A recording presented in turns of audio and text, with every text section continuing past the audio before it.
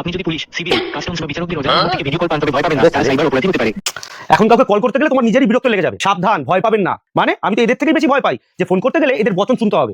এগুলো শুনতে শুনতে আসল কি কারণে ফোন করেছিলাম ওটাই ভুলে যাই। ধরো প্রচন্ড রাগে কাউকে ফোন করছো আর এইসব বচনগুলো তোমাকে শুনতে হচ্ছে, তোমার তো আরো মাথা গরম হয়ে যাবে। ভাই আর্জেন্ট দরকার, এই মেসেজগুলো তুমি পরে দিস।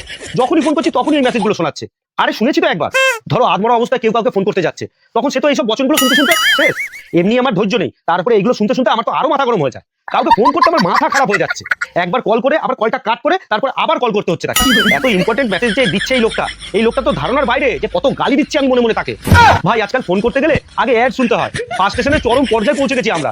কেউ বলতে পারবে কি এগুলো কিভাবে বন্ধ করা যায়? 2 মিনিট নীরবতা তাদের জন্য যারা প্রত্যেক মাসে খরচ করে কলার টিউন লাগিয়েছে।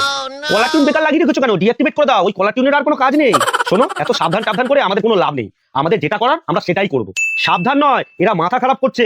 সাবধান।